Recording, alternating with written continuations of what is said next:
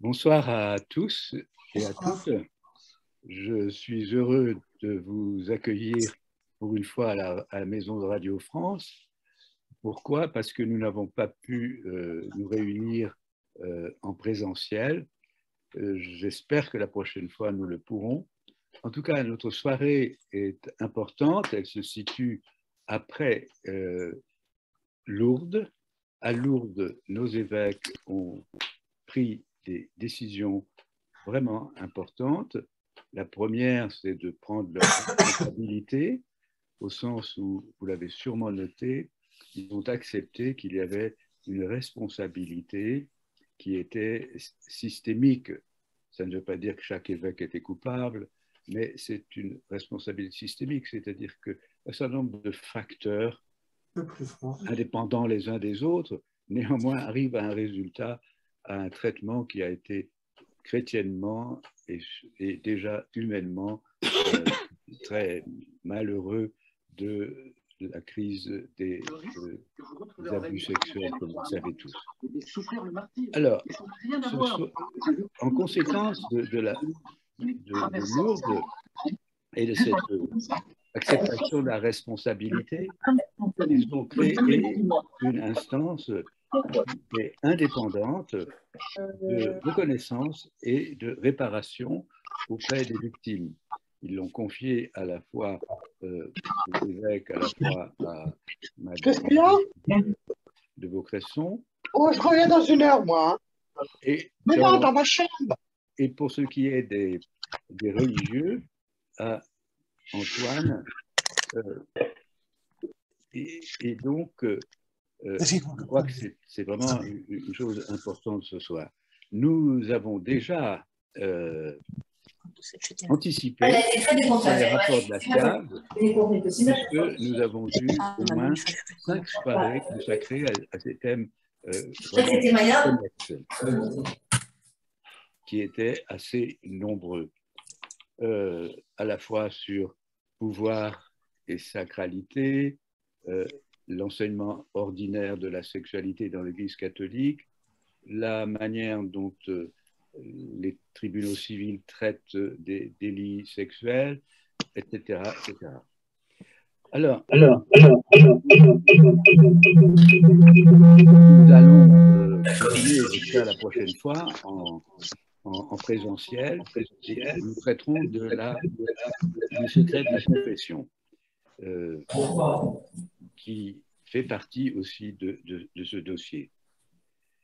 Je crois que nous pouvons être fiers du travail que nous avons fait jusqu'à maintenant et je me permets donc de faire un appel à vos cotisations pour que notre association puisse encore contribuer à des réflexions fondamentales. J'ai l'honneur de recevoir le juge Antoine Garapon et je voudrais me faire auprès de lui l'écho de quelques réflexions personnelles et des réflexions que j'ai entendues de certains d'entre vous. Je crois que, pour ma part, je vois 3 problèmes importants. C'est quand on parle de réparation et que, également, cette réparation a éventuellement un aspect financier. J'avoue que j'ai spontanément un petit recul. Pourquoi? Parce que c'est évidemment la question de l'opinion publique. Par exemple, avant-hier, le journal Libération a consacré 4 pleines pages à cette question avec un titre pour le dossier qui était « L'Église va mettre la main à la poche ». Mais j'ai le sentiment que ce qui pourrait être réparé, est-ce que vraiment ça pourrait être réparé avec de l'argent? Les psychanalystes, certes, accordent de l'importance à l'argent dans les rapports humains. Néanmoins, ici se posent beaucoup de questions. Qui payera? Avec l'argent de qui? Nous regrettons ce soir l'absence de Brigitte Badevant-Godmet, qui malheureusement, dans les circonstances actuelles, n'a pas pu venir. elle aurait certainement développé le sujet de la propriété des biens d'église qui peut... Elle n'est pas là, Gaudemet. Est-ce que les évêques... Je ne vais pas écouter ça, elle n'est pas là, Gaudemet, la bonne femme. Est-ce que les évêques peuvent disposer des biens de l'Église, etc. C'est pas intéressant. La juriste, elle est pas là. Une note qui sera mise sur le site de confrontation. Pour le moment, donc, il s'agit pour nous, ce soir, sur ce chapitre, je voudrais être un peu éclairé sur, par exemple, les barèmes. Dans la justice civile, il y a des barèmes pour le pretium doloris, mais est-ce que des instances privées ça m'intéresse pas là. peuvent facilement évaluer le prix de la douleur? Enfin, les situations doivent être extrêmement différentes. Peut-être, oui, c'est en justice qu'on doit pourvoir aux dépenses qui ont été longues dans une psychothérapie, mais quand une vie a été entièrement brisée, y a-t-il un rapport possible, pensable entre l'argent et ce qui est arrivé? Et d'autre part, je me demande à ce sujet, mais je demanderai au juge... Ils disent que ton micro est ouvert. On peut... Ils disent que ton micro est ouvert, qu'il faut le fermer. Donc, comment je fais? Pour fermer votre micro, voilà.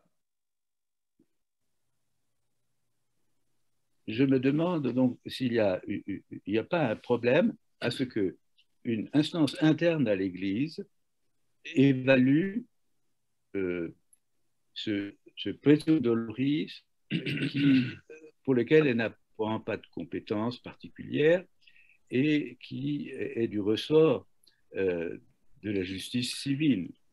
Je reviendrai là-dessus parce que dans notre dossier de ce soir, il y a aussi les rapports entre Église et société. Ce serait mon premier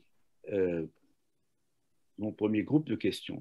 Le second groupe de questions est beaucoup plus chrétien, c'est-à-dire comment pensez-vous et comment M. Garapon pense-t-il et imagine-t-il qu'on puisse, dans l'espace chrétien, qu'est-ce qu'il faut créer à ce sujet? Parce que je crains un peu une attitude de surplomb. Je m'explique. Est-ce que l'Église, c'est-à-dire en fait l'épiscopat, qui reconnaît sa responsabilité, maintenant s'adresse aux victimes et d'une certaine façon en surplomb par rapport à ces victimes? Et là, je me pose la question suivante. Quelle réparation? Certes, on peut tenter et on doit tenter une réparation auprès des victimes. Mais dans tout ce qui est arrivé, les dégâts n'ont pas été seulement du côté des victimes, mais aussi du côté de l'institution en tant que telle, qui a manqué de vigilance et qui, elle aussi, a besoin d'être guérie. Et surtout, elle a besoin d'être guérie, me semble-t-il, à partir du point de vue des victimes. Donc, voilà. Non pas comme on va vous donner une compensation financière. Moi, je ne sais pas. Probablement, non, il n'a pas coupé les micros. Autre chose, et Antoine Garapon doit sûrement nous aider à ce sujet. Mon troisième point, ce soir, c'est les relations entre l'Église et l'État à ce sujet. Ah, il faut que je mette ça. Parce que c'est quelque chose qui va au-delà de la crise particulière actuelle, mais qui concerne l'attitude de notre Église. Garapon, ça c'est qui? Nous avons beaucoup de mal, non, ça roule. Collectivement, à sortir non, dans le journal. Il n'y a rien de mieux qu'un journal. De l'époque constantinienne. Je rappelle que à l'époque constantinienne, en particulier, même déjà Constantin, mais surtout Théodose, l'évêque catholique peut être juge civil pour les affaires entre catholiques. Ça s'appelait techniquement l'Episcopalis Audientia, et Saint Augustin se plaint beaucoup d'être submergé par ce travail alors qu'il voudrait se consacrer à l'écriture et à la réflexion. C'est un bon truc. Du point de vue historique, donc, on a là ce qu'on appelle deux forts. C'est-à-dire, il y a un fort pour les clercs, c'est-à-dire les clercs jugent les clercs, sauf quelques exceptions, dans ce qu'on appelle la chrétienté dans l'époque. Je vais mettre aussi, peut-être que je vais mettre en... Aujourd'hui, nous avons une certaine difficulté, même officielle, à accepter cela. Je donne deux exemples. C'est ainsi, par exemple, que la présidente de l'Irlande, où il y a eu d'énormes scandales sexuels, la présidente de l'Irlande, qui n'est pas la femme du président, mais la présidente en titre, a été abordée par le secrétaire d'État de l'époque, qui lui demandait d'introduire, si elle le pouvait, une mesure juridique pour empêcher la police d'avoir accès aux archives des diocèses. De même, pour nous, Français, peut-être vous vous souvenez que de l'affaire Piquant, c'était l'évêque de Bayeux-Lisieux qui n'avait pas dénoncé à la justice un de ses prêtres qui était gravement délinquant, et le préfet de la congrégation pour le clergé lui a envoyé une lettre de félicitations en disant qu'il s'était comporté paternellement vis-à-vis de son fils prêtre et qu'il ne s'agissait en rien d'aller au pouvoir civil. Ceci est une vraie question qui est celle-ci. C'est que nous apprenons dans l'étude de cette crise que c'est le monde extérieur, séculier. Par exemple, au début, le journal Globe de Boston, c'est lui qui a obligé à ouvrir les diocèses, les dossiers de ce diocèse. C'est-à-dire que l'Église a appris de la société et sa tendance à se soustraire à la société est un vrai problème. Et de ce point de vue-là, peut-être, mais c'est une dernière chose que j'adresse aux juristes, le vocabulaire même de l'instance de reconnaissance et de réparation est un vocabulaire du droit civil qui peut-être renouvellerait encore une difficulté dont les médias se saisiraient entre ce que l'Église est en elle-même et ce qu'elle est dans la société où elle est insérée.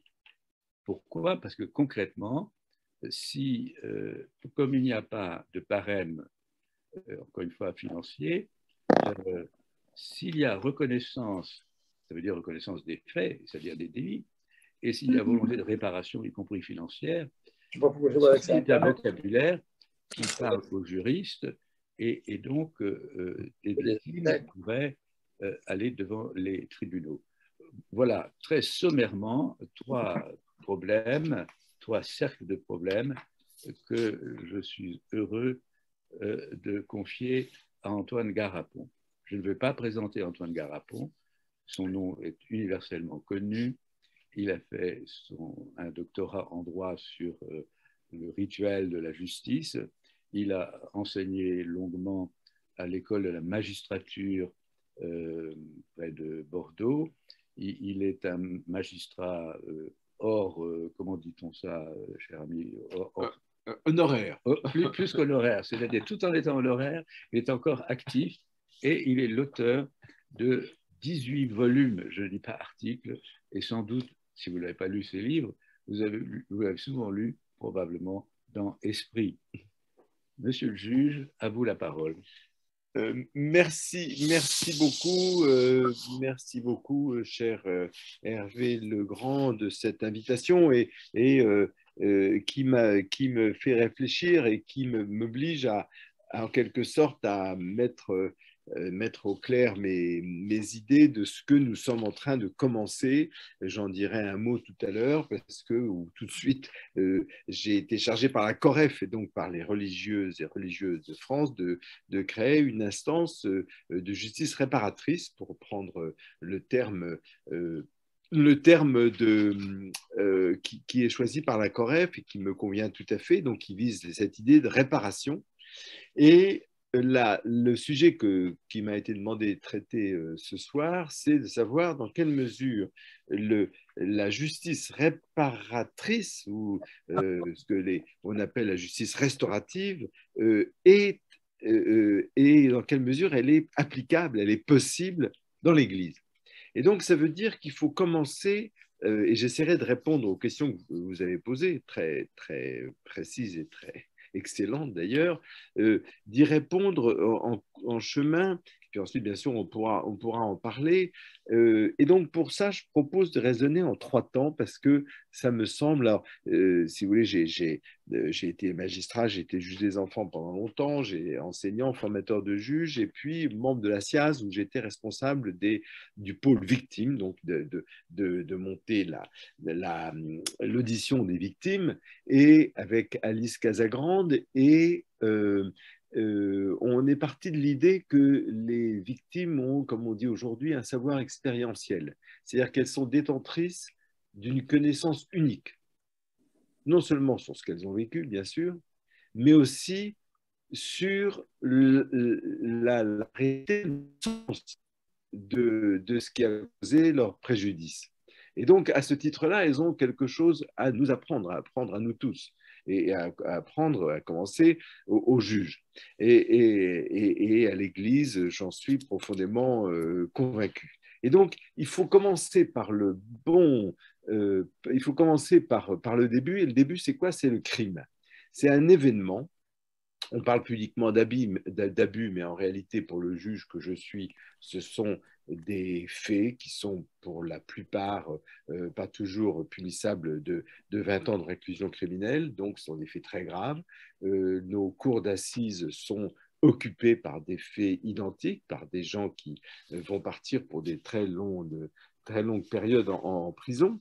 Et ce qui est inscrit dans notre loi comme étant un des crimes les plus graves, celui que nous réprouvons le plus, n'a pas fait événement pour l'Église. La dévastation de vies entières, le saccage de jeunes corps innocents, n'a pas fait événement. Et je crois qu'il faut partir de là. Il faut partir de là et de la massivité de ces crimes qui nous interrogent tous, hein, d'ailleurs, qui nous interrogent tous, et pas uniquement l'Église. Je vais en dire un mot dans un instant. Et donc, je commencerai par parler des crimes et de m'interroger sur leur signification, ou la signification de cette catégorie particulière de crimes, pour voir ensuite en quoi consiste la justice réparatrice, deuxième temps, et puis enfin, la spécificité pour l'Église. Qu'est-ce que ça signifie pour l'Église? Alors, le grand mouvement de la justice réparatrice, il est né d'un théologien protestant américain, d'ailleurs, mort, et puis de l'expérience ce n'était pas la première, mais c'est celle qui a le plus marqué les esprits, qui était la Truth and Reconciliation Commission en Afrique du Sud. C'est-à-dire un grand nombre de crimes ont été commis, mais ils avaient ceci de particulier qu'ils étaient commis légalement, si je puis m'exprimer ainsi. Ils étaient commis parce que la loi elle-même était injuste, et le regretté Desmond Tutu a été chargé d'organiser une nouvelle forme de justice, mettant en œuvre d'ailleurs une notion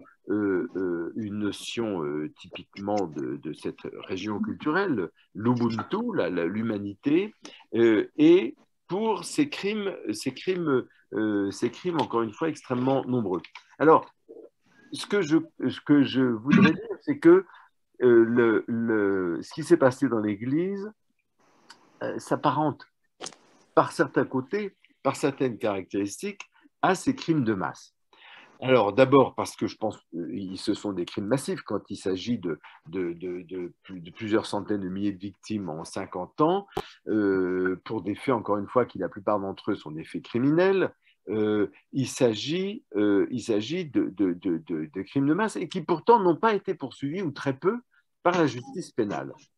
Ils n'ont pas été par la justice pénale parce que, et il faut s'arrêter sur les raisons pour lesquelles ils n'ont pas été poursuivis. Ils n'ont pas été poursuivis parce que, en quelque sorte, l'abus sexuel par un clerc, c'est le crime parfait.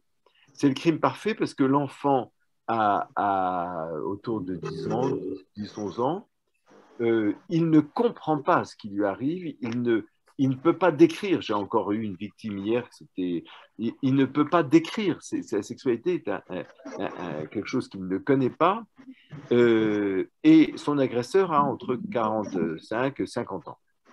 Et donc, à la fin d'une longue période d'amnésie traumatique ou d'un souvenir qu'elle a, mais qu'on pense pouvoir maîtriser, qu'elle a sans être véritablement là, eh bien, quand ce souvenir devient obsédant, empêche de vivre, souvent après une vie très tourmentée, eh bien, l'agresseur est mort. Donc, il n'y a pas de preuve. D'une manière générale, il n'y a pas de preuve pour les affaires sexuelles. C'est extrêmement compliqué. Il n'y a pas de preuve, et c'est une des caractéristiques des crimes de masse. Il n'y a pas de preuve. C'est ce qu'on va retrouver en matière de disparition. Et disparu. On ne sait même pas si le crime a existé. Et donc, ça va favoriser un phénomène auquel on assiste aujourd'hui, qui est celui du négationnisme, du déni, qu'on a vu à chaque crime de masse. C'est pas du tout, et c'est nos académiciens disent qu'est-ce que c'est que cette affaire-là? On lui dit 216 000, mais où sont-ils? Où sont-ils? Et quand on leur oppose des chiffres sur lesquels on a travaillé longuement, et je pourrais en reparler, mais qui sont très, très étayés par nos travaux et par les équipes de sciences sociales qui ont travaillé dessus, eh bien, où sont-ils? Négationnistes. On nie l'existence même du crime. Et donc, ça veut dire que se joue, c'est un premier point que je pose dans notre réflexion, se joue à propos de ces crimes, l'importance d'un droit à la vérité, de la satisfaction d'un droit à la vérité. Quand tu m'as demandé l'heure, j'ai failli te Alors merci d'éteindre vos micros parce que je ne peux pas le faire moi-même et ça complique les choses. Alors, l'importance d'un droit à la vérité et d'un droit à la vérité qui est dissocié de la punition et de la réparation. Beaucoup de victimes disent, moi ce qui est important, c'est que je sache et que je le sache pour moi, parce que cette affaire me tourmente tellement que finalement j'ai vécu tellement d'années sans m'en souvenir que je voudrais le savoir, je voudrais que ça soit validé en quelque sorte par un tiers de justice, voire l'institution elle-même si elle accepte. Alors, il y a une autre caractéristique. Voilà, l'autre caractéristique. Je peux te rappeler plus tard parce que là. Alors, une autre caractéristique, c'est le fait que, dans le fond, ces crimes ont été commis, et ça, on le retrouve dans tous les crimes de masse. Ils ont été commis, certes, par des clercs, mais avec une sorte d'acceptation tacite. Tacite et à la limite non consciente de ce qu'elle faisait par toute une société. Il y a une remarque, il y a une réplique dans un film Spotlight qui est très célèbre où il y a un moment un journaliste dit il faut tout un village, il y a un proverbe africain qui dit il faut tout un village pour élever un enfant et il faut tout un village pour abuser d'un enfant. C'est-à-dire, c'est très difficile et quand on se penche sur les faits, comme je le fais depuis plusieurs années, concrètement, on voit bien que c'est pas possible que c'est pas possible que ce soit des actes isolés. Mais ce qu'on voit aussi, c'est que très souvent les enfants, d'abord, ne sont pas capables d'en parler. Quand ils sont capables d'en parler, les parents ne les croient pas. Et les victimes disent d'ailleurs, je ne sais pas ce qui a été le plus terrible pour moi de la violence sexuelle ou de la paire de claques que j'ai prise quand j'ai dit ça à mon père et qui m'a dit comment dire du mal de notre bon curé. Et je repense encore à la victime que j'ai entendue hier et qui me disait quelque chose. Il me dit, j'ai pas eu de conséquences terribles dans ma vie, si ce n'est une conséquence, c'est que de ce jour-là, je n'ai plus eu aucune confiance dans mes parents. Et j'ai grandi et je me suis fait seul. Et ça ne m'a jamais quitté, et même dans la dernière maladie de mon père, je n'éprouvais pas ce qu'un fils peut éprouver pour son père. Alors, donc, la police et la justice à laquelle j'appartiens ne sont pas exemptes, il faut le dire aussi, parce que c'est trop facile d'accuser les autres. Le nombre de procédures qui n'ont pas abouti, d'enquêtes qui n'ont pas été faites ou qui ont été bâclées. Une petite fille s'efforce de parler et le gendarme vient la voir en uniforme et lui dit « Mais qu'est-ce que tu racontes sur notre curé? Qu'est-ce que c'est que ces blagues-là » et la petite fille se tait. Et le curé va être arrêté 18 ans plus tard et il sera condamné à la réclusion criminelle à perpétuité. Il mourra en prison d'ailleurs. Et pendant ce temps-là, il a fait énormément de victimes. Et donc, on voit que c'est toute une ambiance. Et pour en avoir écouté beaucoup, on voit la France des années 50, 60, 70, dans lesquelles c'était incroyable, c'était impensable. Et donc, aujourd'hui, ce que je voudrais terminer ce point-là en remarquant que bien sûr, il y a le problème de la prescription qui s'oppose à ce que la justice civile, pénale en l'occurrence, entre en action. Mais c'est beaucoup plus profond que simplement un problème de défaut de preuve ou un problème de prescription, d'inaction de la police. C'est beaucoup plus profond. Pourquoi ? Parce que, il me semble, et c'est en ayant travaillé sur les crimes de masse dans d'autres contextes, que l'on voit que ce type de crime est le signe d'un effondrement. Il n'est pas le signe d'une suspension de la loi, il n'est pas le signe d'un défaut de surveillance de la part de la hiérarchie ecclésiale. Parce que bien sûr, toutes les organisations humaines ont des défauts ont des délinquants parmi eux, et donc on en laisse passer quelques-uns. Non, je reviens à ce fait initial, ça ne faisait pas événement. Une histoire entre 100, une petite fille vient raconter avec sa mère, vient raconter comment elle était entre les mains d'un prêtre maniaque qui l'a frappée. Mais l'a frappée fort, hein, une gamine de 10 ans. l'a frappée très très fort à tel point qu'elle était un peu démolie physiquement, et je ne vous parle pas du psychisme. Bon. Elles viennent parler à l'évêque. Et pendant tout l'entretien, l'évêque se tient la tête entre les mains et dit « pauvre prêtre ». Et il ressort en se disant « mais c'est pas qu'il n'a rien compris, c'est que ce scandale absolu d'un maniaque sexuel qui va terminer par, bien sûr, par être condamné des années après par la justice pénale à une très longue peine, ce maniaque sexuel, quand on vient dire ça et qu'il détruit des enfants, le symbole même de l'innocence, l'évêque plaint le prêtre. Et malheureusement, ce n'est pas du tout un cas isolé. Donc, il y a une non-perception de la gravité des faits, mais ça va plus loin que ça, parce que dans beaucoup de dossiers, on voit une utilisation de la foi et de l'évangile pour commettre ces crimes. Si vous voulez, quand dans un collège parisien, en l'occurrence, la règle, c'est une confession, une fellation, et que, comment dirais-je, comment ne pas le savoir quand quand ça atteint ces proportions-là, et le nombre d'abus qui sont justifiés. Alors, ça veut dire que, si vous voulez, en d'autres termes, c'est le sacrement est l'arme du crime. Et le sacrement est l'arme du crime, et les prêtres et l'Église ne se roulent pas par terre de rage et d'indignation. Non, elle couvre et elle arrange le coup pour le prêtre, qu'elle va déplacer sans aucune garantie de non-répétition. Alors, c'est très important parce que je crois que il y a donc le signe dans ces crimes qui se commettent sur une aussi longue période et de manière aussi nombreuse, il y a un effondrement. Cette idée d'effondrement, ça veut dire que l'effondrement, ça veut dire que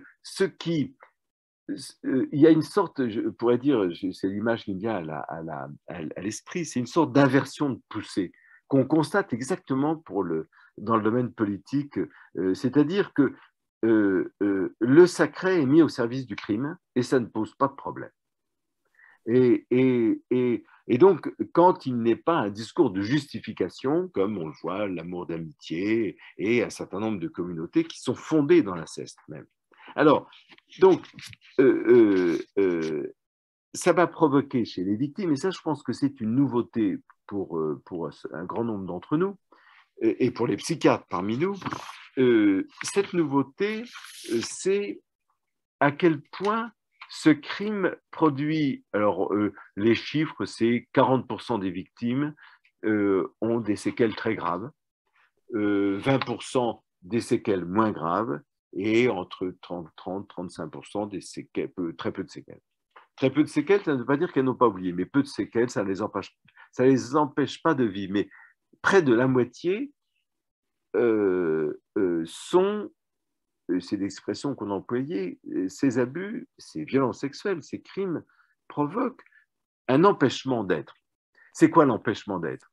L'empêchement d'être, c'est, et c'est, pour moi, c'était dans les auditions, et ça continue d'être d'ailleurs quelque chose qui est le plus terrible. C'est, eh bien, j'étais un gamin enjoué, j'avais des copains, je jouais au foot, j'étais un gamin normal, bon.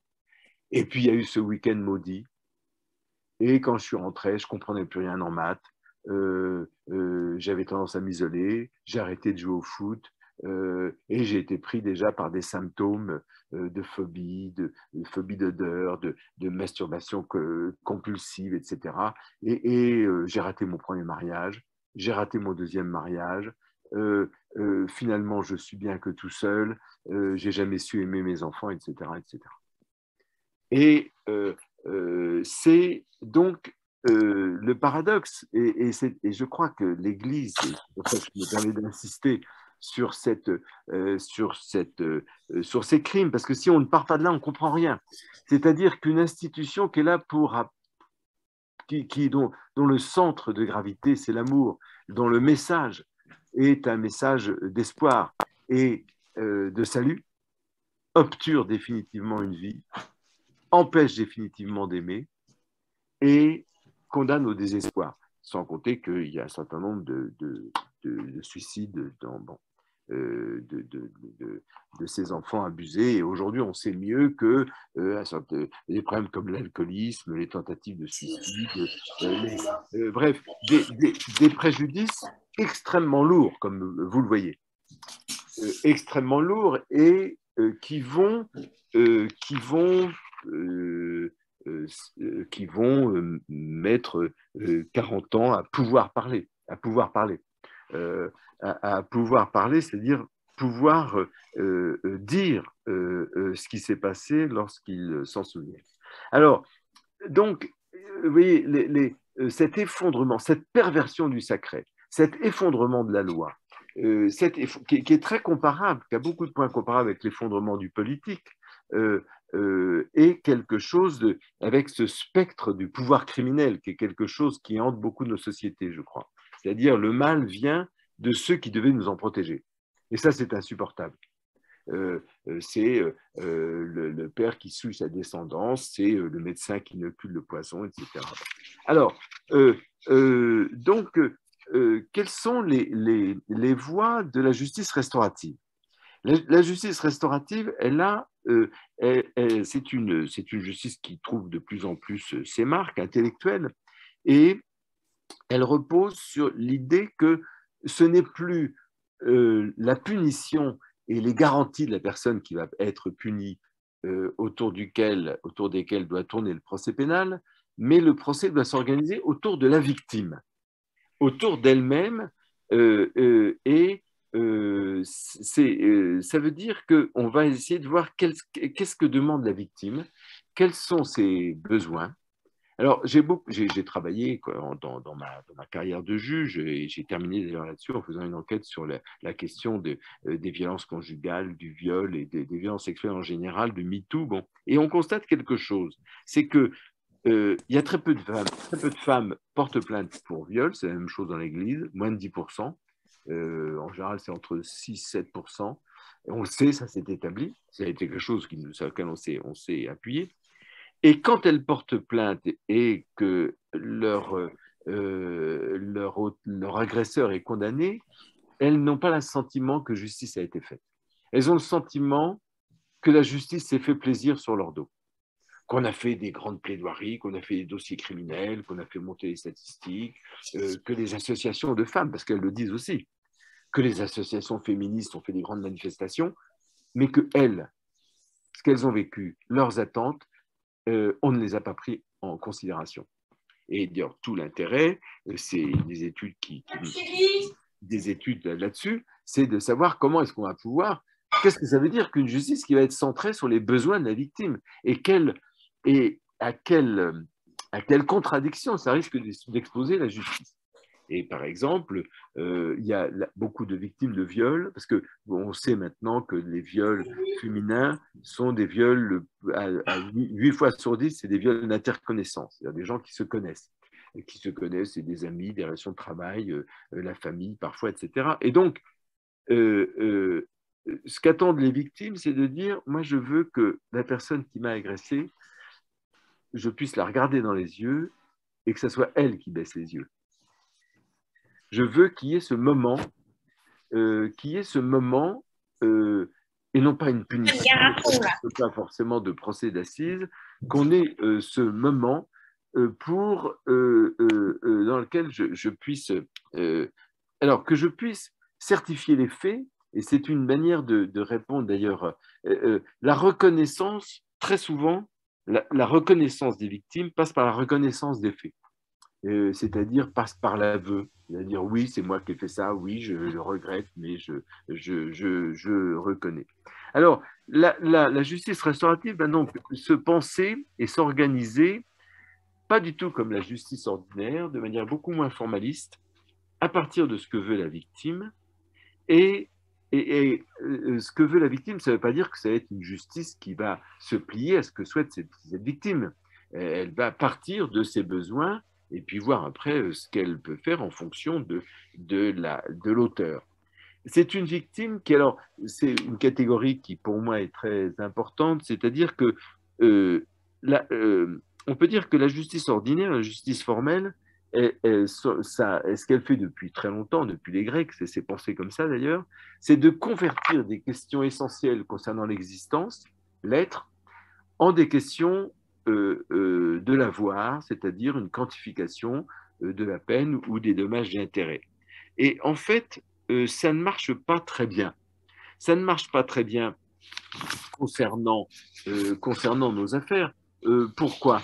Parce que, et c'est une manière de répondre à la première question qui nous est posée, c'est-à-dire que l'argent ne résout rien. L'argent qui n'est pas précédé d'une parole, il n'a pas de sens. C'est l'ambivalence des signes. Et donc, et on a des exemples historiques sur ce qui s'est passé au Maroc, ce qui s'est passé dans beaucoup de pays. C'est-à-dire, quelqu'un qui proteste et à qui on donne de l'argent sans rien dire, eh bien, il a l'impression qu'on achète le silence. Et pour être encore plus polémique, on pourrait dire c'est une manière de rémunérer la faveur sexuelle, tardivement. Qu'est-ce que ça veut dire? Qu'est-ce que veut dire le fait de recevoir une somme d'argent? À quoi correspond-elle? lorsqu'il n'y a pas eu ce que Ricoeur appelait cette cérémonie de parole du procès. Mais en l'occurrence, des années après, ce sont d'autres paroles qui sont attendues. Ce sont des paroles de reconnaissance, sont des paroles qui font intervenir un tiers. Et là, je réponds aussi, c'est une évidence pour le juge, et c'est ce qu'on essaie de mettre en œuvre à l'instance, la commission reconnaissance et réparation, c'est-à-dire que seul un tiers peut faire ça. Comment l'abuseur, l'institution qui n'a pas pris ses responsabilités, peut, sans rougir, et se mettre dans la position du tiers juge. Pourquoi est-ce qu'il n'a pas fait événement pendant 40 ans? Tout d'un coup,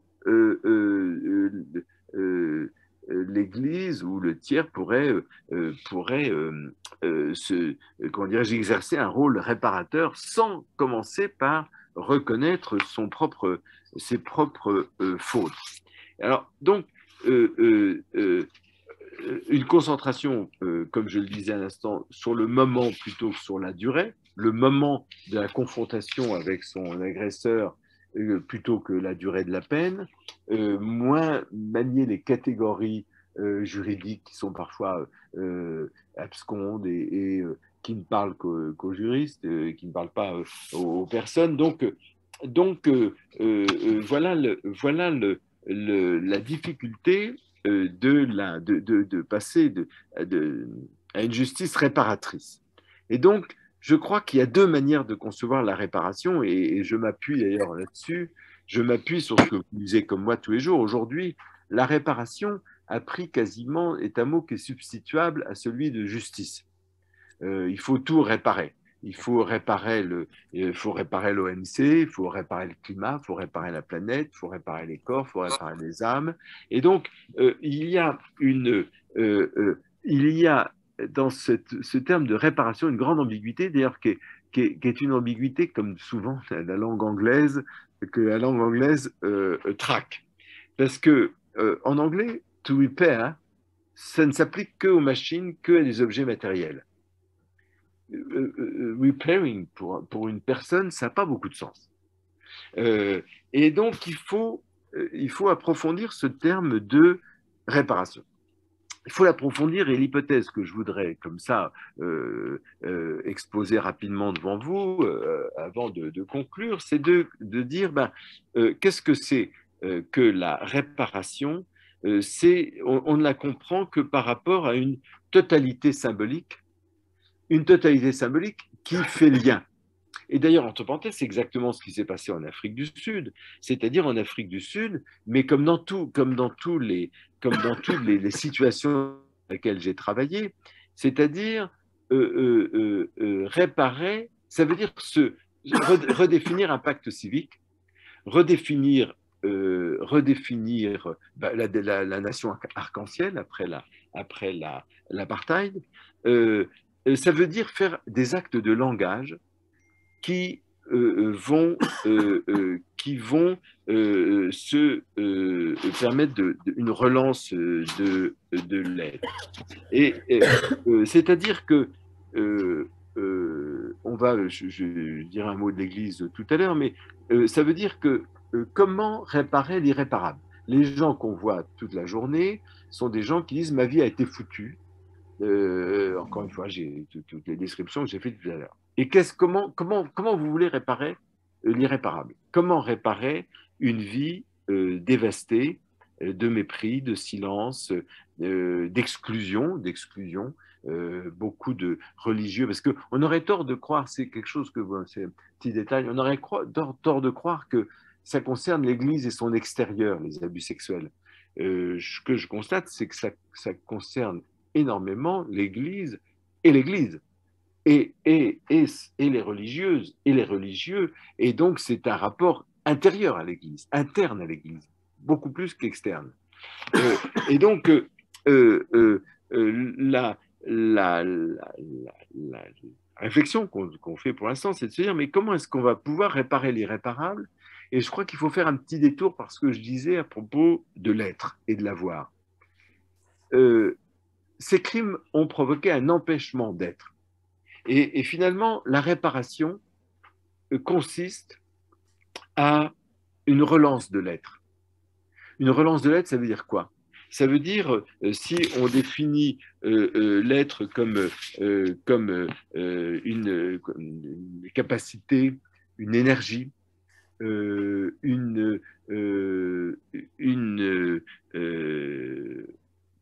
c'est ça, la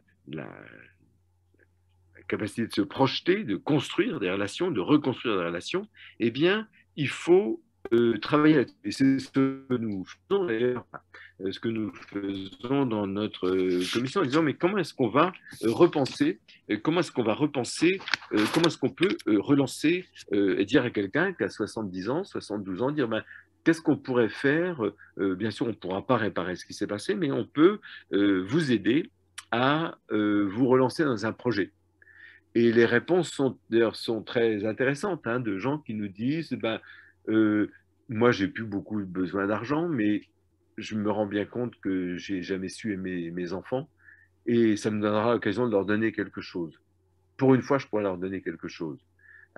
Une autre victime disait la semaine dernière, dans ses propres termes, il dit, je me suis marié jeune, j'ai écrabouillé ma première femme.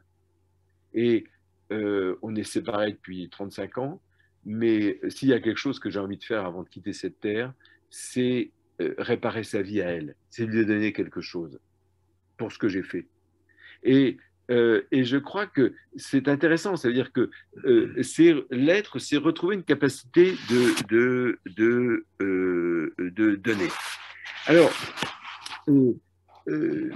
maintenant, dernier mot pour conclure, parce que je crois que c'est comme ça que nous travaillons, nous, à la commission reconnaissance-réparation, et c'est très surprenant d'ailleurs, c'est très surprenant, on travaille avec les communautés religieuses. Avec les communautés religieuses en disant, voilà, on se propose d'intervenir comme des tiers, non pas bien sûr comme des avocats des victimes, ça c'est trop facile, on n'est pas d'une ONG de défense des victimes qui sont infiniment nécessaires pour dénoncer les victimes, mais ce n'est pas notre rôle. Notre rôle, c'est d'essayer de faire de la justice réparatrice. Et donc, de se poser en tiers, parce que avec la meilleure bonne volonté, vous allez rencontrer des limites dans la réparation que vous voulez proposer aux victimes. Ben, ces limites, c'est précisément que vous êtes à la fois auteur et tiers. Et donc, il y a une colère que vous ne pourrez pas éponger. Et il y a des maladresses qui pourraient même, parfois, on l'a vu, aboutir quasiment à répéter l'injure. C'est-à-dire à relancer cette asymétrie funeste, celle qui a permis l'abus initial. Et donc, toute volonté de spiritualiser cette sorte d'usage stratégique du discours spirituel ou du pardon pour se dégager des affaires, je trouve, est très toxique. Il est très toxique parce que il n'y a pas, comment dirais-je, le préalable n'est pas posé pour l'Église. Et bien, à notre grande intérêt et d'ailleurs surprise, avec beaucoup de communautés, beaucoup d'instituts religieux, ça se passe très bien. En disant, mais oui, on comprend bien ce que vous dites parce que c'est ce qu'on éprouve. Et que si on veut continuer, notre bonne volonté ne suffira pas. Même notre honte ne suffira pas. La manière dont on s'accuse, parce que ça sera improductive à apaiser la colère des victimes. Et par contre, avec un tiers, on pourra y arriver. On pourra y arriver parce que précisément cette intervention du tiers séparateur, du tiers de justice pourra quoi? Il pourra reconstruire, et je termine, je boucle, comme on dit aujourd'hui, parce que ce que disait le père Legrand sur l'Église, mais là aussi on voit on le voit tout à fait dans d'autres terrains comme l'Afrique du Sud, comme l'Allemagne, ou comme beaucoup d'autres, c'est que je ne suis pas du tout les discours complaisants sur l'Église, qui sortent un excès de pessimisme qui ne fait pas du tout avancer les affaires et pas du tout avancer la justice. Ce qui fait avancer la justice, c'est de pouvoir construire, sécréter, pas complètement en elle-même, ça ce n'est pas possible, mais une véritable fonction tierce. Et d'ailleurs, on le constate, on existe depuis 3 mois, hein, c'est pas donc, depuis 3 mois, on est surpris, mais c'était un peu la même chose à Assiaz d'ailleurs. Le nombre de religieuses et de religieux, le nombre de prêtres, parfois d'évêques, qui éprouvent le besoin de parler à des tiers. De parler à des tiers pour dire leur exaspération, leur difficulté, leur incompréhension. Et c'est très surprenant. Ils n'ont pas d'autre instance pour cette fonction tierce, qui permet la parole, qui permet une écoute désintéressée, finalement radicale, on disait, et s'avère être extrêmement importante. Et donc, si je prends l'exemple de la politique, parce qu'ils sont très parlants, l'Allemagne n'a pas disparu en 1945. Elle ne disparaîtra jamais, quoi, pas de sitôt. Par contre, elle a trouvé une solution dans l'article 2 de la Constitution allemande qui est inamendable et qui est éternelle, comme dit la Constitution, qui est le respect de la dignité humaine, et qui est un principe d'ailleurs sur lequel les Allemands sont extraordinairement pointilleux. L'Afrique du Sud s'est relancée autour d'une nouvelle identité. Et je crois qu'il est très important que la réparation, cette justice réparatrice, ça s'adresse bien sûr aux victimes, corps et âme, ça s'adresse aux instituts religieux, ça s'adresse à l'Église, comme une occasion, voire une injonction à retrouver un nouveau lien avec la société civile, paradoxalement à cause des crimes qu'elle a commis ou qu'elle a laissé commettre. Et que c'est ça, finalement, la réconciliation finale. Je suis frappé, dans la petite expérience qu'on a, depuis qu'on existe, depuis 3 mois, de gens qui sont même très très loin de l'Église, des gens qui sont en colère. Comment, au bout de quelques conversations, il y a toujours une phrase qui est glissée, qui pour moi est profondément signifiante. Ils disent, mais vous savez, mon père, mon frère, monsieur l'abbé, monsieur, je vous en veux pas. Je vous en veux pas. Et je sais ce que c'est, etc. Bon. Et d'arriver à une pacification, sans compter que beaucoup de victimes éprouvent, et ça c'est encore un autre thème, beaucoup de victimes disent, mais dans le fond, ces abus m'ont éloigné de Dieu. Et non seulement j'ai souffert de ces abus, d'une vie fracassée, et en même temps, j'ai subi une sorte de préjudice spirituel. Et dire que la justice réparatrice, elle doit réparer ce préjudice spirituel. Elle doit provoquer une sorte de réconciliation profonde de l'ordre de l'intime, qui est tout à fait hors de portée de ce qu'on peut faire, mais que l'on peut donc créer un milieu favorable, comme disait Ricoeur. Créer un milieu favorable à ce que des choses soient relancées, des rapports humains, une vie spirituelle, que sais-je. C'est-à-dire, c'est le corps social. C'est pour ça, moi, une des pistes de réflexion, le corps social de l'Église, qui fait bloc avec la société dans laquelle elle s'accomplit. Eh bien, ce corps social a besoin d'abord d'une attestation de la loi, qui n'est pas le droit canonique. Je suis navré auprès de mes amis canonistes ici, mais une loi qui nous a institué, qui a institué les gens dans un pays, dans une cité politique, etc. Et donc, par certains côtés, le crime, c'est là tout le paradoxe finalement de tout ce qui est, par certains côtés, j'ai l'impression que ce qui est fait, mais que tout commence aujourd'hui. Parce que le crime réduit ipso facto, en tant qu'événement, à l'état laïque. Comment revendiquer un quelconque privilège de juridiction quand on a fait ce qu'on a fait? Mais comment dirais-je, peut-être que c'est là la chance et peut-être là l'occasion, en travaillant sur cette horizon de la réparation, de retrouver une relation, je pense encore une fois, cette fonction tierce, qui est très, très, encore une manière surprenante, demandée. Alors, voilà, j'en ai terminé. Je pense que je regarde les relations entre l'Église et l'État, du rapport à la loi, c'est-à-dire que l'attitude vis-à-vis du Monseigneur Piquant, etc., c'est tout à fait choquant. Alors, oui, les réparations, les barèmes, il est trop tôt. Je crois que je ne peux pas répondre. J'aperçois Marie qui est avec nous et nous partageons ensemble cette même difficulté. Nous n'en sommes pas au bout. Je ne sais pas si tu seras d'accord avec moi, mais parce que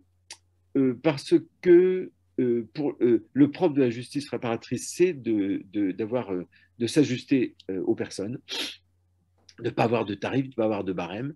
En même temps, une réparation, une indemnisation qui n'aurait aucune commune mesure serait injuste, à l'évidence. Il y a des gens qui, en prenant leur respiration, déjà honteux avant de parler, déjà honteux, ils disent je demande 5 000 € pour une vie gâchée, en ajoutant c'est une somme que je n'ai jamais eue sur mon compte. D'autres demandent 150 000 € avec aplomb et avec justificatif. Donc là, je crois que ce qui est important, commençons par la première tranche qui est l'acte de parole, la justice comme un acte de parole, de reconnaissance réciproque, mutuelle, de reconnaissance mutuelle, et puis on verra ensuite comment ajuster, et ça c'est le travail qui nous attend dans ces prochains mois, hein, je crois, de voir en fonction des barèmes de la CIVI, en fonction des barèmes des fonds d'indemnisation, en fonction de beaucoup de choses, comment est-ce qu'on pourra trouver une sorte de jurisprudence commune qui fera que ça ne sera pas totalement arbitraire, en sachant que à partir du moment, et c'est un peu le revers de la médaille, quoi, à partir du moment où on rentre dans un processus très individualisé, très écoutant, très accompagnant, bon, c'est pas la froideur du barème. Voilà. Merci de votre attention. Merci beaucoup. Ça nous a vraiment permis de ressentir de l'intérieur les drames qui ont été vécus, de vraies tragédies. Et je crois aussi que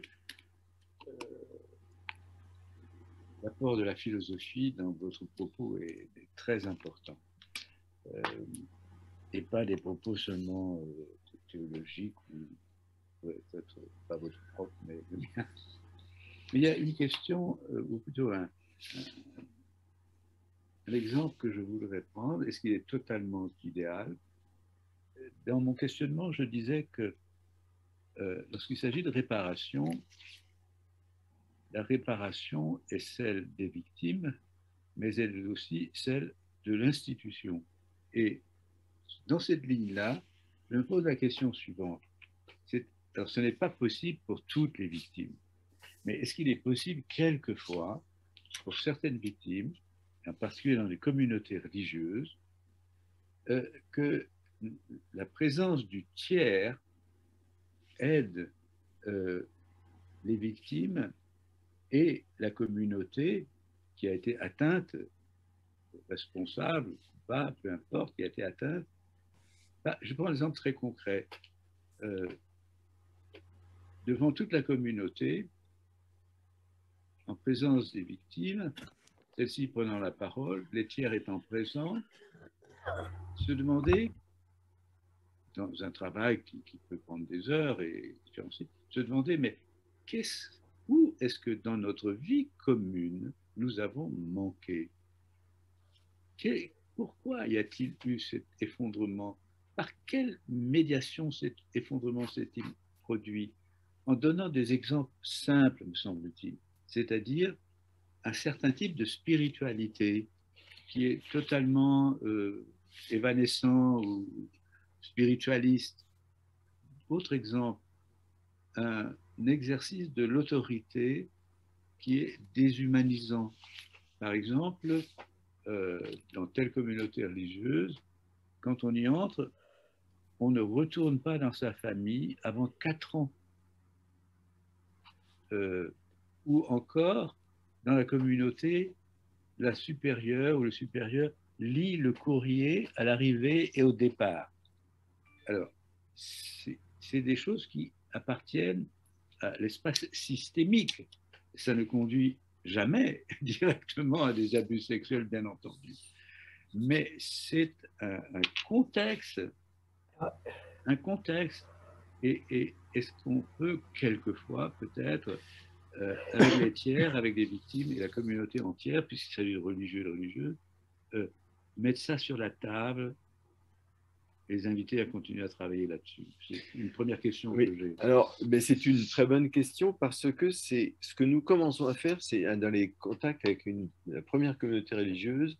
Je crois que quelque chose qui est très utile, c'est de faire ce que les anglo-saxons, ce qu'en anglais ils appellent le post-mortem. C'est-à-dire, Oui.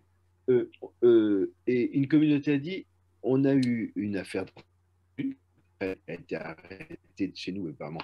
Et dans le fond, après coup, on s'est dit, mais qu'est-ce qu'on a manqué? Voilà. Et ce qui est important, c'est de faire ça. Et pour ça, on va les aider à faire ça d'ailleurs. On va les aider. Et ce qu'on disait comme condition avec les membres de la commission, on disait, mais pour que ça soit efficace, suspendez votre jugement. Ne cherchez pas à accuser, c'est le frère machin, c'est moi, j'ai oublié, etc. Et notamment l'auto-accusation. Parce que le père Abbé nous a dit, mais en fait, en réfléchissant, j'ai retrouvé une lettre qui m'a été envoyée il y a je sais pas, 5 ou 6 ans, qui laissait entendre, et en fait, je n'ai pas compris cette lettre. Pourquoi je n'ai pas compris cette lettre? Et je crois que l'exercice est très utile si on suspend le jugement, paradoxalement. On n'est pas là pour se juger, on n'est pas là pour vous juger, mais comprendre ce qui n'a pas fonctionné. Oui, réfléchir au fonctionnement, j'en ai exactement. Nommé 2 ou 3. Tout à fait. Et il y en a tellement d'autres. Bien sûr. Et ça, les victimes ne peuvent pas, à elles seules, dire cela face à la communauté. La présence des tiers est absolument nécessaire pour objectiver les deux côtés, éviter les dérives que vous venez de souligner, c'est-à-dire la culpabilité personnelle, etc., les débordements d'émotions, pour travailler vraiment à ce qui, de façon systémique, affaiblit un terrain, permet son effondrement. Là-dessus, à mon sentiment, ça fait partie de la réparation.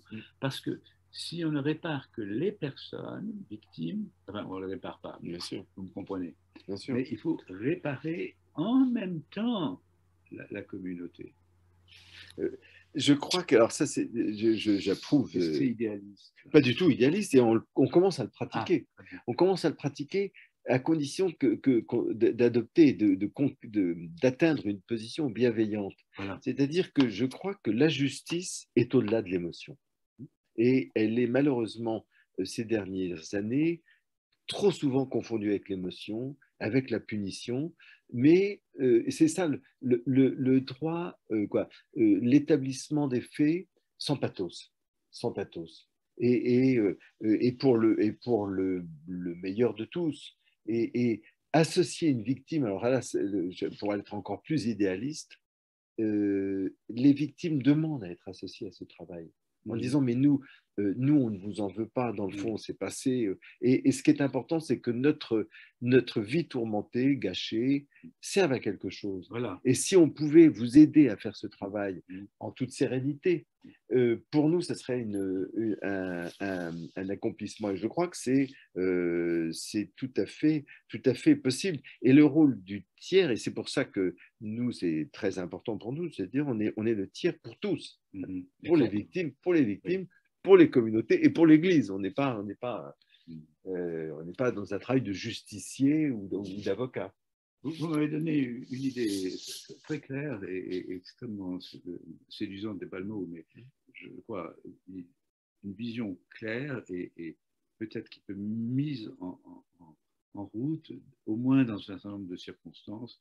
Et c'est cela à la fois à l'endroit religieuse, mais aussi dans l'Église entière. Mais je crois que dans l'Église entière, un diocèse comme celui de Vendée, avec l'évêque Jacques Collin, je crois, a fait quelque chose dans ce même sens. Donc moi, je me sens très éclairé maintenant, mais il y a sûrement des auditeurs qui voudraient vous interroger maintenant. Voilà, alors donc, si vous voulez vous livrer... Tout à fait. Si les micros s'ouvrent, arrivent à s'ouvrir sans interférer.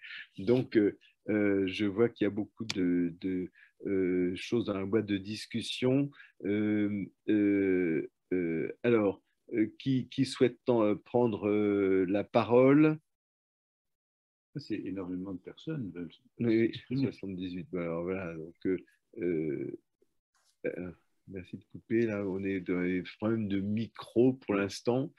Alors je ne sais pas qui souhaite réagir. Moi je veux bien commencer si vous m'entendez. Oui, tout Donc, à fait. Alain Paillard, je suis prêtre et j'étais jusqu'à peu responsable de la commission justice et paix française. Une question que je me pose, c'est est-ce que au niveau de la SIAZ et aujourd'hui dans la commission dans laquelle vous êtes, il y a eu quelquefois aussi des retours d'expériences positives. Je veux dire par là, d'un évêque, d'un diocèse, d'une congrégation qui a su au moins un peu gérer la question, un peu écouter, un peu, enfin je ne sais pas comment dire les choses, quoi. Et est-ce que si ça a existé, il y a eu des retours à l'intérieur de l'Église de ça, de faire entendre qu'il y avait des moyens d'avancer déjà, quoi. Voilà.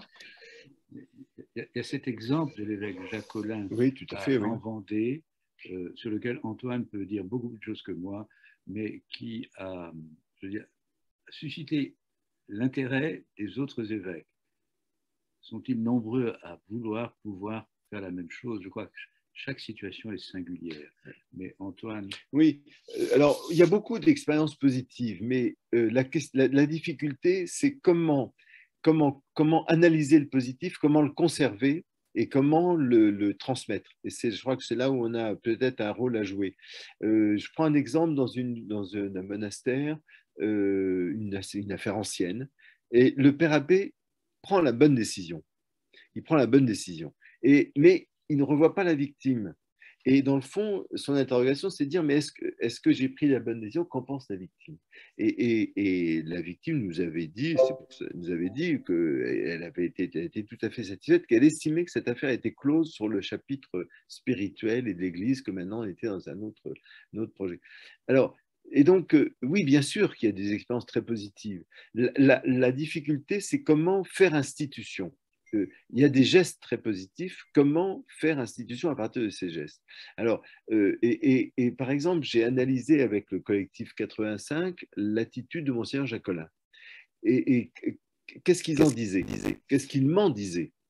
Et il disait, par exemple, il y a quelque chose qui les a beaucoup touchés, c'est que une des personnes victimes était alcoolique et ne pouvait plus payer son loyer, était menacée d'expulsion. Et ils ont averti l'évêque en disant que il y avait un risque d'expulsion. Qu'est-ce qu'a fait l'évêque? Il est allé chez ce monsieur. Et tous ont été... le geste de venir chez quelqu'un, d'un pauvre homme qui est en difficulté, en voie d'expulsion, et dire, mais qu'est-ce qu'on peut faire ensemble? Qu'est-ce que je peux faire pour vous pour éviter l'expulsion? Et puis ensuite, pour voir comment, etc. Bien. Et le retour du collectif, ça a été un évêque qui est capable de se déplacer, d'aller chez quelqu'un, éventuellement, on peut imaginer la colère de cette personne, et de l'écouter, eh bien, bravo. Voilà, pour nous, il se comporte comme un homme. Et d'ailleurs, c'est très intéressant. Monseigneur Jacques Collin, il a commencé par faire comment dirais-je, une cérémonie pénitentielle qui était extrêmement spiritualisée dans son nom. Et ça n'a pas marché, ça ne collait pas avec les victimes. Et il est allé voir les victimes et il leur a dit, passez-moi l'expression, il leur a dit, écoutez, moi je vous parle comme un homme, ce qu'on vous a fait, c'est dégueulasse. C'est inacceptable. C'est ça qui est important pour moi. Et là, le collectif a tout à fait perçu l'humanité, être capable de parler comme un homme. C'est pour ça que quand je parle de cette affaire de réduction à l'état laïque, c'est-à-dire être capable de parler comme un homme, c'est une véritable question. Et de pas parler avec un langage d'église, la langue de buis, etc., des allusions, des demi-compliments, etc., etc. Non, parler clair. Et donc, il est très important d'analyser ce qui a marché pour voir comment ça peut généraliser, quel esprit ça dégage pour tout le monde. Antoine, est-ce que le faire pour quelqu'un est vraiment capital, et c'est ce qui s'est passé pour l'évêque Jacolin, mais est-ce que il n'y a pas une seconde étape à laquelle prêter attention quand c'est possible, c'est ensuite faire avec. Faire avec, c'est-à-dire instaurer celui pour lequel on fait quelque chose comme quelqu'un qui a quelque chose à dire et à apprendre aux autres dans le diocèse. Ouais. C'est peut-être compliqué, mais... Ah non, mais tout à fait. Le faire pour et le faire avec, c'est tous les deux nécessaires, mais c'est un tout petit peu une différence d'approche. Et c'est là la revendication des victimes. Il y a énormément d'évêques qui se sont très bien comportés, et on a l'impression qu'ils étaient perdus, y compris parmi l'épiscopat. C'est-à-dire voilà, eux-mêmes se comportaient comme ça, mais ça ne passait pas le plan d'un comportement personnel. Alors, encore une fois, je pense, et d'ailleurs, il y a un séminaire de la région parisienne avec lequel je discutais et qui a décidé de prendre notre petit livre de victimes à témoins comme un livre non seulement de prière, mais de méditation spirituelle. Pour regarder en face le mal, on pourrait dire. Et donc, il me semble que d'associer des victimes qui sont dans un rapport totalement apaisé avec l'Église, hein, ça, il y en a heureusement, et qui ne demandent que ça, de faire avec. Ça, je pense que c'est certainement une voie d'avenir. Peut-être d'autres questions? Vas-y. Oui, je voudrais préciser que dans la religion catholique, la notion de pardon est fondamentale. Donc, dans quelle mesure les victimes sont prêtes à vraiment pardonner à ceux qui leur ont fait tant de mal? Et est-ce que ce n'est pas vraiment difficile ou extrêmement périlleux de pardonner réellement? Mais je pense que c'est prendre les choses dans le mauvais sens. Parce qu'on ne peut, c'est pas la question du pardon. Si vous voulez, demander leur pardon, et je parle d'expérience et je pourrais aligner beaucoup d'affaires terribles, c'est une violence supplémentaire. Quand une victime, et c'est malheureusement extrêmement fréquent, une victime vient voir un prêtre ou un évêque pour réussir à dire ce qu'elle a vécu, et la seule réponse qu'elle a, c'est avez-vous pardonné? Mais ce n'est pas la question. La question, c'est rendez-moi justice. Rendez-moi justice. Et j'ai eu la situation d'un homme qui nous a été envoyé par l'hôpital psychiatrique parce qu'il est hospitalisé pour des tentatives de suicide extrêmement fréquentes et graves. Bon, et cet homme nous a dit, j'ai été abusé pendant des années. Bon, et le prêtre a exigé mon pardon et je lui ai donné mon pardon. Et dans le fond, je retourne la violence contre moi-même parce qu'elle n'a pas pu être dite. Je pense à une autre affaire parce que c'est malheureusement des choses qui se passent où à la fin d'une retraite, les organisateurs de la retraite exigent, je dis bien exigent, de la victime qu'il demande pardon. Et c'est pour moi une violence institutionnelle considérable. Donc, plaisame pas par boutade, mais ce n'est pas uniquement une boutade. Je crois que le pardon devrait être le mot interdit. Il devrait y avoir un moratoire sur le pardon pendant quelques mois qui fait partie de ce qu'on disait, c'est-à-dire le mot interdit. Le mot bip, quand on parle, non, pas de pardon. Si je peux ajouter quelque chose en 30 secondes, je crois que le maximum dans ce domaine, c'est celui-ci.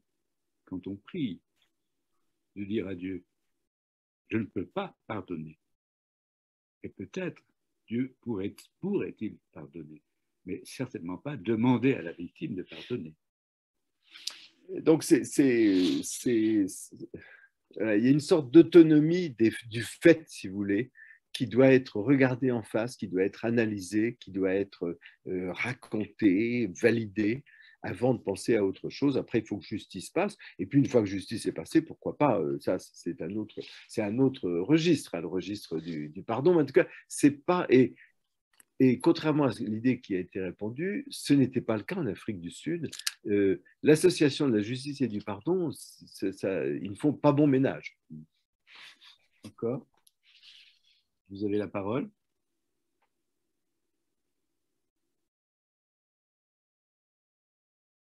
Alors. Non. Oui. On commence à vous entendre. Oui, Chantal Dupont, nous nous occupons de sortants de congrégation. Et donc, ça fait 7 ans qu'on existe, on en a vu 300 et tout ça. Et donc, en ce moment, on a une montée extrêmement importante d'abus de pouvoir. Oui. Mais en plein dedans. Là, j'ai un mail, là, tout de suite, là, je peux vous dire, c'est pas Jojo, hein. Et donc ça, moi, les abus sexuels, c'est monstrueux, mais les abus de pouvoir, c'est insidieux. On est, nous, qui accompagnons, et voilà, nous, on a des jeunes femmes en ce moment, je dis, qui sont plus qu'en difficulté, ils sont en train de prendre le bouillon. Et nous, on les regarde prendre le bouillon, qu'est-ce qu'on fait? On est complètement impuissant. La gestion, on ne peut pas travailler dans la gouvernance, ce n'est pas notre ressort. La gouvernance, c'est des communautés. Mais là, il y a un vrai problème. Et il y a un problème, et on en a énorme, de plus en plus. Oui. De plus en plus. J'ai signalé tout à l'heure que ce sur quoi il faut travailler, c'est exactement, j'ai dit, l'autoritarisme. Oui, mais qu'est-ce qu'on fait quand ces jeunes sont dans le désarroi? Enfin, ils sont au bord du suicide, hein? Oui. Non, dans des cas particuliers, je ne peux pas m'exprimer. Mais nous avons quelque chose à faire comme corps social, c'est-à-dire qu'il faut travailler oui, mais en attendant le type d'exercice d'autorité dans l'Église. Et dans cette direction-là, je veux dire, la question de la synodalité, du synode, oui, mais ça, est un travail à long terme. Alors, moi, je m'exprime pas en relation à la victime. Donc, Antoine. Alors, je consonne absolument avec ce que vous dites. On n'est pas compétent pour les abus d'autorité, mais on a beaucoup de cas de gens qui ont été. Alors, c'est la double peine. Ils rentrent dans la vie religieuse par une foi et la conviction qu'ils sont faits pour ça, et puis ils sont abusés, et c'est eux qui partent. Et c'est eux qui partent. Et c'est eux qui partent. Et c'est l'abuseur qui reste. Et ils partent tout nus. Exactement. Et donc, c'est terrible parce que j'ai plusieurs cas en ce moment qui sont terribles. Mais en l'occurrence, alors c'est ça le travail avec une communauté. Oui. Le responsable de cette communauté m'a dit, quoi, on travaille ça ensemble. Il dit, mais vous avez raison, c'est terrible. C'est terrible parce que je vais, à mon corps défendant, ajouter une peine à la peine. Alors, nous, je pense qu'il y a deux choses là-dessus pour le sexuel. Alors, c'est plus facile que ce qui vous concerne, vous, c'est les abus d'autorité. Mais disons que c'est important que les choses soient dites. Et très souvent, ce qui est scandaleux, c'est les jeunes femmes, ou les hommes d'ailleurs, qui disent, et ils peuvent venir 30 ans après, hein, en disant, j'ai été mis à la porte du noviciat parce que j'étais tripoté, et le permis des novices est resté, et moi je suis parti. Et je suis parti comme un brigand, et j'en ai nourri de la culpabilité, etc.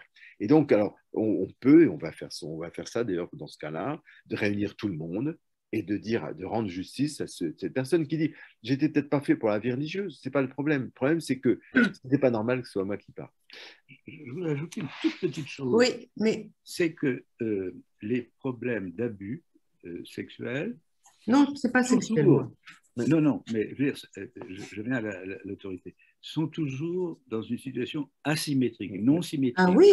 C'est-à-dire que le pouvoir exercé à tort, cause beaucoup de dégâts compris sur des affaires sexuelles. Mais je veux dire, il faut prendre l'analyse du pouvoir dans les communautés et les analyser avec eux, leur fonctionnement beaucoup plus largement, Oui, j'entends. l'exercice de ça. Alors, mais moi, je m'adresse aux juristes. Alors, qu'est-ce qu'on fait?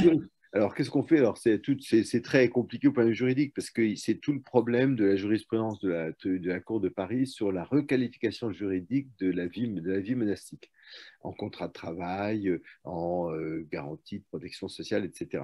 Mais la solution, nous, ce qu'on essaie de mettre en place, et ce qu'on va peut-être mettre en place, mais c'est en cours, c'est de dire, il y a une faute, et la réparation consistera à garantir l'établissement dans la vie civile, parce que, comme vous dites, ils sortent tout nus, c'est-à-dire qu'ils sortent au bout de 3 ans de noviciat dans une communauté cloîtrée, on n'a plus d'argent, on n'a plus de relation avec la famille. Ah, mais bien avant. Oui, on n'a plus de copines, on n'a plus rien. Il n'y a plus de... Et donc, de garantir l'établissement, de payer l'établissement dans la réinsertion dans la vie civile. Voilà. Oui, mais quand la chose se passe actuellement, j'entends ce que vous dites, on essaie de... Quand la chose se passe actuellement. Ça, alors, j'ai pas de solution, bien sûr que non, malheureusement pas. Mais ce que j'entends, et je suis absolument d'accord avec vous, c'est que c'est la nécessité d'une fonction tierce. Dans le fond, ce que vous exercez, c'est une fonction tierce. C'est-à-dire, c'est un recours de gens qui vont pouvoir les entendre, les écouter, ce qui est déjà énorme. Alors, c'est pas le tout du travail, mais ce qui est déjà énorme, parce qu'il y en a qui sortent en étant coupables. Absolument. En se sentant coupable. Et de redresser ce rapport d'autorité qui a été bon. Et puis peut-être penser à un système d'alerte. Moi, je suis arrivé à la SIAZ parce que j'ai travaillé pendant des années avec la COREF d'ailleurs sur les mauvais traitements dans les communautés religieuses et pourquoi pas un numéro vert, pourquoi pas un système d'alerte finalement. De ce côté-là, et c'était la conclusion qu'on avait retirée, les communautés ont beaucoup à apprendre de la société et de tout ce qui se passe dans la société française comme des sociétés aujourd'hui. Oui, c'est une bonne idée. C'est votre numéro vert qui serait fait parce que nous avons tous les problèmes que nous ne connaissons pas de canonique, de machin, de bidule. Si vous pouviez, en effet, hier j'étais chez Véronique Macron, voir ça, le numéro vert, voilà, il y a tout ça. Bien sûr. Parce que là, on est impuissant. Tout à fait. Il y a encore probablement la place pour 1 ou 2 interventions. Pendant qu'Antoine est avec nous, donc je vous en prie. Qui souhaite prendre la parole? Coupez votre micro. Bonsoir. Bonsoir. En fait, je voulais juste réagir par rapport à l'idée du numéro vert, simplement parce que dans le cas d'abus d'autorité, il faut bien avoir conscience, en tout cas, enfin voilà, moi je sors de communauté, c'est pour ça que je me sens assez concernée et je me permets de réagir, c'est que, en fait, une personne qui est vraiment abus d'autorité, je pense, c'est sous chape, sous cloche.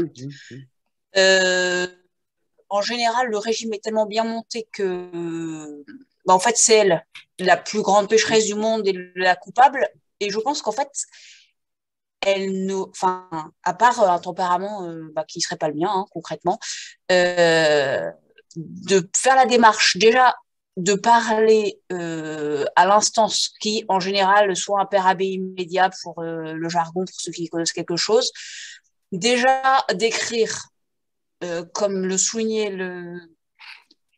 soulignait plus tôt, le courrier en général est lu. Et on n'est pas informé qu'on a le droit d'écrire à son père abbé immédiat ou à l'évêque de manière privée. Ça, on ne le sait pas parce que le régime ne nous le dit pas. Et ensuite, donc, avoir connaissance d'un numéro vert, en général, même si on le sait, on se sent coupable, on n'a pas le courage d'appeler. Enfin, moi, je pense que dans le contexte dans lequel j'ai vécu, même si je savais qu'il y avait un numéro vert, je ne l'aurais jamais fait. Le chemin que j'ai pu faire, c'est parce que j'ai eu l'occasion de sortir de la communauté. Mais quand on est dedans, on ne peut pas. Enfin... Alors, oui, alors nous, quoi, j'écoute, j'entends tout à fait ce que vous dites, mais je crois que c'est ça, c'est ça ce qu'il y a à construire aujourd'hui, c'est-à-dire parce que tous les responsables de communautés religieuses ne sont pas, comment dirais-je, ils ne participent pas, ils ne veulent pas participer à ce système.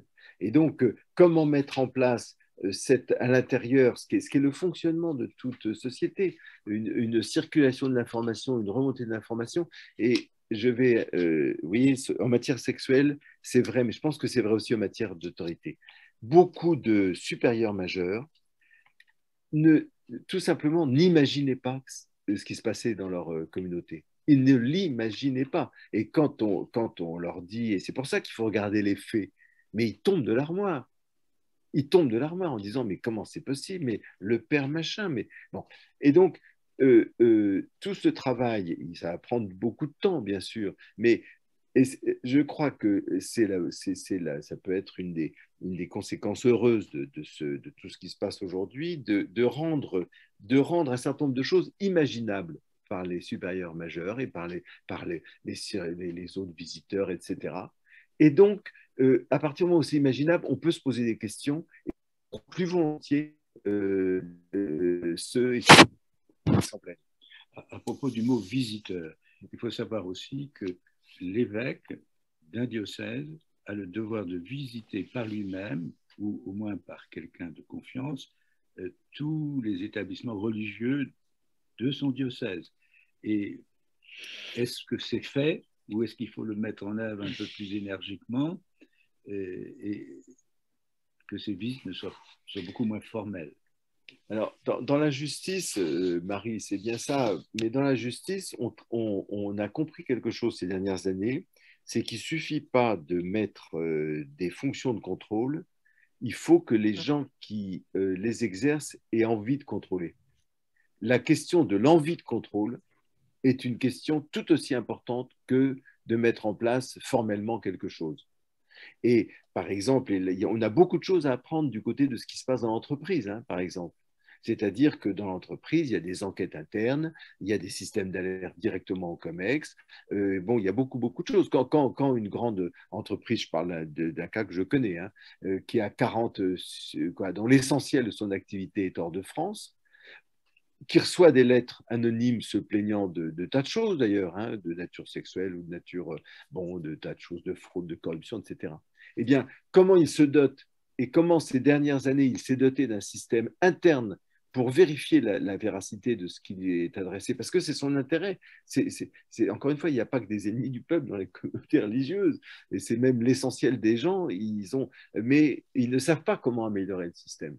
Et donc, on a beaucoup de choses à apprendre, les communautés religieuses ont beaucoup de choses à apprendre de ce qui s'est passé dans l'entreprise, de tout ce système de whistleblowing, d'alerte, d'enquête interne, mais d'envie de contrôler, de sécurisation des informations. Vous avez tout à fait raison. Nous, on a mis en place déjà des adresses sécurisées, ultra sécurisées, pour des gens qui veulent parler. Ayant été donc si vous voulez, ça passe par des choses très matérielles, mais ça passe aussi par un milieu, par une sensibilité, par une culture, comme on dit aujourd'hui, par une culture qui doit s'installer dans l'Église, comme elle s'est installée dans d'autres. Oui, là, il y a des textes, par exemple, de Vatican II, en particulier sur l'Église dans le monde de ce temps, numéro 44, etc., dans lequel il est clairement indiqué que l'Église peut et doit apprendre de la société. Et ça, c'est un exemple où elle peut. Donc, on a un petit espoir qu'on prenne ça au sérieux. Et en tout cas, également, le projet d'améliorer la gouvernance par la synodalité est également un instrument qui va dans le bon sens, mais ça prendra du temps, évidemment. Voilà, il est 20h29. Marie, non, tu voulais dire quelque chose, je ne sais pas ce que Non, moi j'avais encore une question, mais qui nous mènerait loin, de laquelle on a déjà parlé pas mal ensemble, c'est celle de ce tiers-lieu de justice. Comment on le définit par rapport à la justice? Ah oui, oui, alors ça c'est une bonne question. Comment on le définit par la justice? De manière, comment dirais-je, subsidiaire, bien entendu. Et je crois que on a des tas de choses à apprendre de la justice officielle. Comment dirais-je, c'est ce qu'on avait pensé d'ailleurs à la SIAZ et on le sait bien du côté des procureurs. La tendance dans la justice civile, la justice pénale, c'est aussi de chercher des solutions par la médiation et des solutions négociées. Hein, article 12 du Code civil et puis la loi du 15 août 2016, je crois, sur la médiation. Donc je pense c'est un mouvement dans lequel la justice est déjà, la justice civile est déjà engagée. Voilà. Voilà. Il me reste à remercier M. Antoine Garapon pour son apport tout à fait exceptionnel qui nous a permis vraiment de prendre en compte la situation, mais pas seulement de façon passive, mais avec quelques perceptions quant à nos attitudes et quant aussi à ce qui est possible, même institutionnellement, d'améliorer. Je vous remercie énormément. Je vous rappelle que le mercredi 16 février, nous aurons donc, j'espère, une rencontre en présentiel et en Zoom. Nous réfléchirons sur un problème qui est aussi d'ordre canonique et d'ordre civil, le secret de la confession. Voilà, je vous souhaite une bonne soirée et merci d'avoir été si nombreux à nous écouter.